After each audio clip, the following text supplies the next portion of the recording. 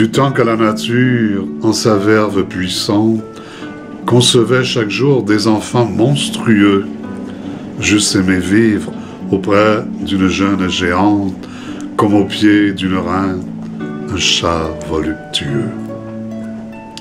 J'eusse aimé voir son corps fleurir avec son âme et grandir librement dans ses terribles jeux, deviner si son cœur couvre une sombre flamme aux humides brouillards qui nagent dans ses yeux. Parcourir à loisir ses magnifiques formes, ramper sur le versant de ses genoux énormes.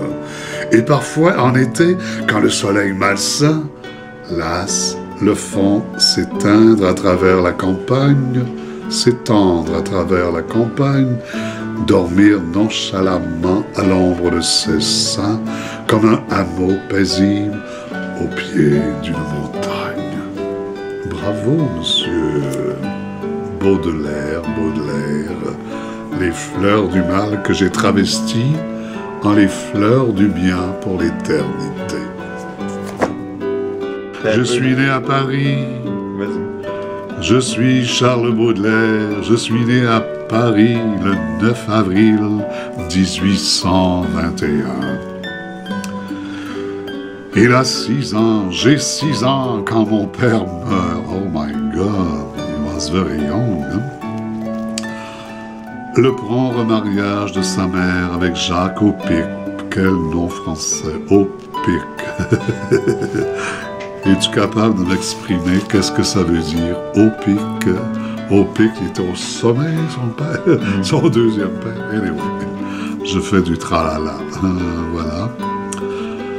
En 1928, donc c'est pas très... la distance est très courte, en effet. Détruit la vie calme à laquelle il est habitué, mon cher Baudelaire, voilà. Il y a toujours quelqu'un qui nous poignarde. Le lieutenant-colonel Opic, c'est un lieutenant-colonel Opic, étant nommé chef d'état-major, la famille émigre à Lyon en 1832, puis revient à Paris en 1836. Interne à Lyon, le jeune Charles sera aussi interne au collège Louis-le-Grand, d'où il est renvoyé pour indiscipline,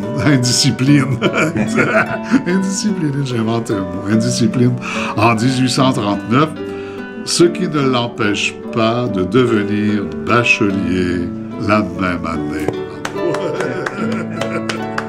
Bravo, c'est génial. Seule la carrière des lettres latines, son dandysme échevelé inquiète ses parents qui l'envoient faire le tour du monde pour l'assagir. Vas-y, Baudelaire, pars, quitte-nous.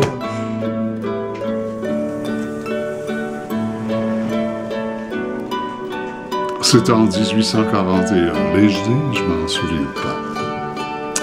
Après escale aux îles Maurice et Bourbon, il faut se compagnie au capitaine à qui on l'avait confié et revenu en France après un crochet aux Indes en 1842, il se lie avec Jeanne Duval.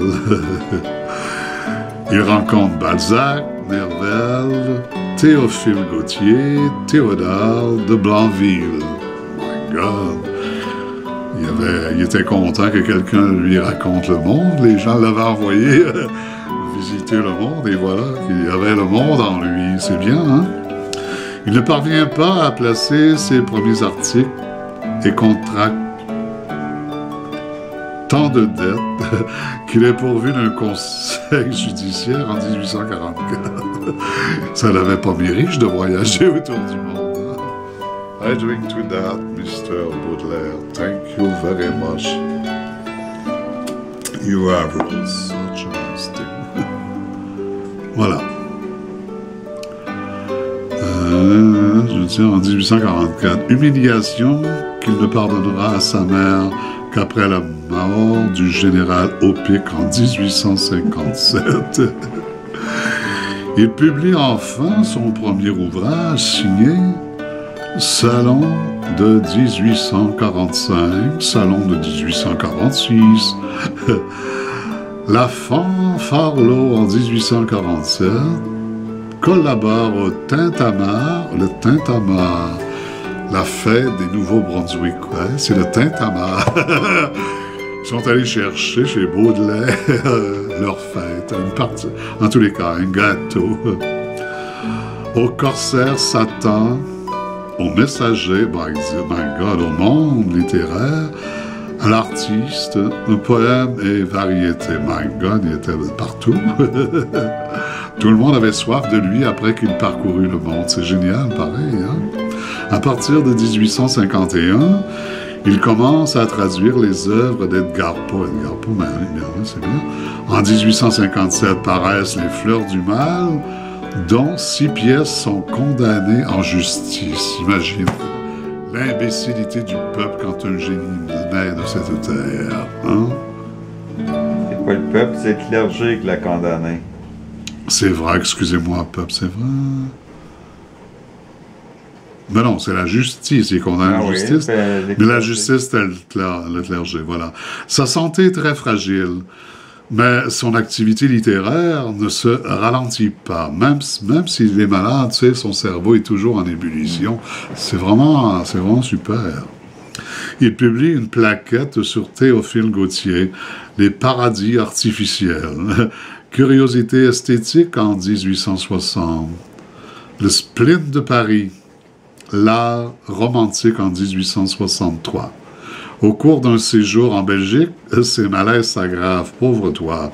En 1866, ramené en France par sa mère, il meurt à Paris le 31 août 1867. Nous sommes le 28 août aujourd'hui, 2011. Les pages que Jean-Paul Sartre a consacrées à Baudelaire, comme celles qu'il écrivit sur Mauriac, sur Genet ou sur Flaubert, font partie de ce que le célèbre philosophe a défini par les termes de psychanalyse existentielle. Bravo, Monsieur Sartre, d'avoir bien compris votre autre frère.